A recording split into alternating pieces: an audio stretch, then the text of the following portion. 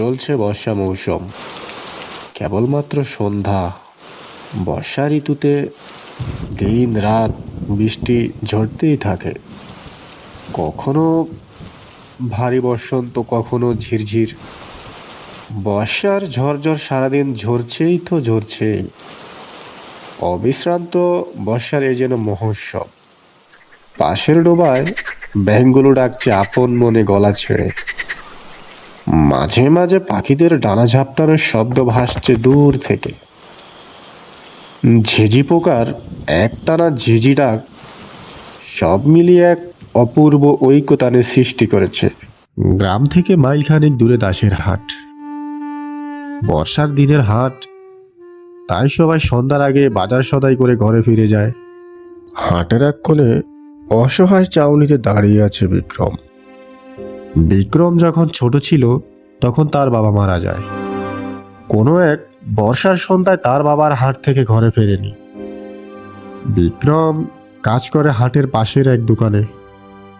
মাসে যা পায় তা দিয়ে কোনো রকম চলে মা ছেলের।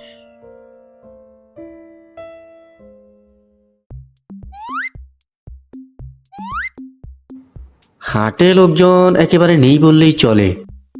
এই সুযোগ আজকে আমাকে যে কিনতেই হবে। যাই, গিয়ে দেখি।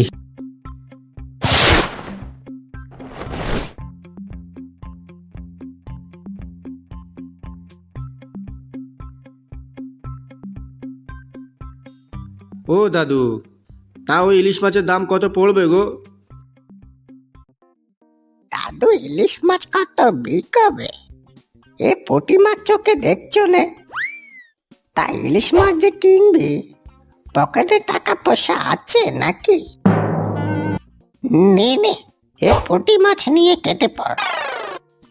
না না দাদু, আমার ওই ইলিশ মাছই চাই। তা কত বিকবে শুনি? তা তুই যখন এত করে বলছিস, দে, তোর জন্য আমি 2 পয়সা রাখতে পারবো বাপু। এত দাম দিয়ে যে ইলিশ মাছ কিনলে পরের দিনগুলো যে আমাদের কষ্ট করেই চলতে হবে। এদিকে ইলিশ মাছও যে খেতে ইচ্ছে করছে খুব। আজ বাড়ি থেকে বের হওয়ার সময় মাকে যে বললাম যে ইলিশ মাছ নিয়েই এবার বাড়ি ফিরবো। এই দেখো, সেই কখন থেকে দাঁড়িয়ে দাঁড়িয়ে মুখের ভেতরে কোট কোট করে কি যেন বলছিস। নে নে বাপু, কেটে পড় কেটে পড়। না না দাদু, তেমন কিছু না। আচ্ছা ঠিক আছে, তুমি আমায় ওই ইলিশ মাছটাই দিয়ে দাও।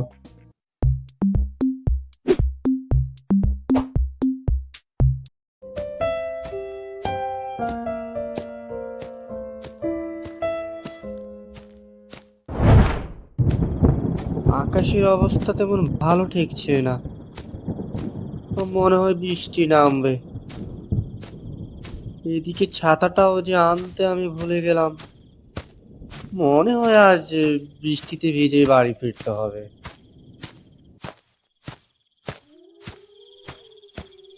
ও খোকা, আমায় একটু বাড়ি পৌঁছে দে না খোকা। আরে কে আপনি? এই অন্ধকারে আপনি কি করছেন? হাট থেকে বাড়িতে ফিরছুলু, অন্ধকারে পথ দেখতে পারছি নে। আমায় একটু বাড়ি পৌঁছে দে। আচ্ছা ঠিক আছে, ঠিক আছে, চলুন আমার সাথে। আমি আপনাকে বাড়ি পৌঁছে দেব। তা তোর হাতে ওটা কি ইলিশ মাছ নাকি রে? ইলিশ মাছ গো দাদু, ইলিশ মাছ। অনেকদিন পর যে ইলিশ মাছ কেনা হলো এবার। অনেক দিন হলো ইলিশ মাছ খাইনে। আজকে মজা করে খাবো, সাথে তোর ঘাড় মটকাবো। কিছু কি বললে দাদু? না না খোকা, কিছু না তো।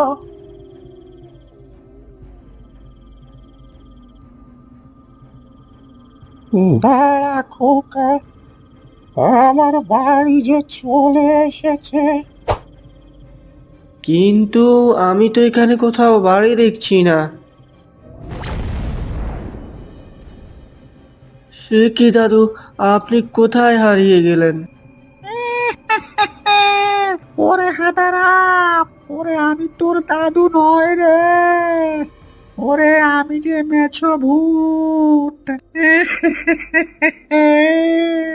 অনেক দিন হলো ইলিশ মাছ খাই রে, এবার তোর ঘাড় মোটকাবো আর মজা করে ইলিশ খাবো।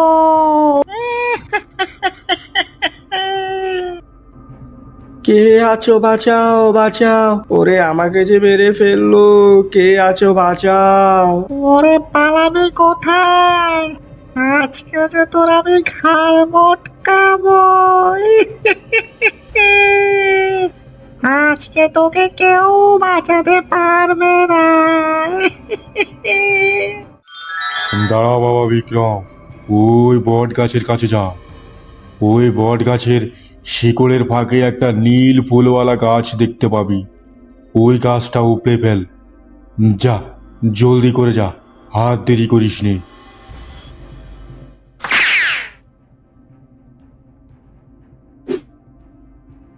তবে রে হারামজাদা, দেখাচ্ছি তোকে মজা। না না, ওরা মরে গেল, ওরে বাবা রে ও মরে গেল, ওরে বাবা রে ও মরে গেল। আ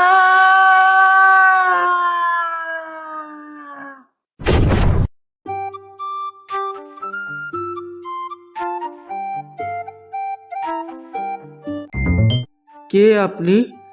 আর আপনার চেহারা দেখতে কেমন জানি আমার মতো। ওরে বিক্রম, আমি যে তোর বাবা। তোর মতো আমিও বর্ষার সন্ধ্যায় মাছ নিয়ে বাড়ি ফিরছিলুম। আর ঠিক এ বট গাছের নিচে ওই ভূতটা আমায় মেরে ফেলে। সেই থেকে আমি এ বট গাছের আশেপাশেই থাকি, যেন আমার মতো অকালে কেউ প্রাণ না হারায়। যা বাবা বিক্রম, তুই বাড়ি যা, তোর মা তোর জন্য অপেক্ষা করছে। ভালো থাকিস পুত্র আমার।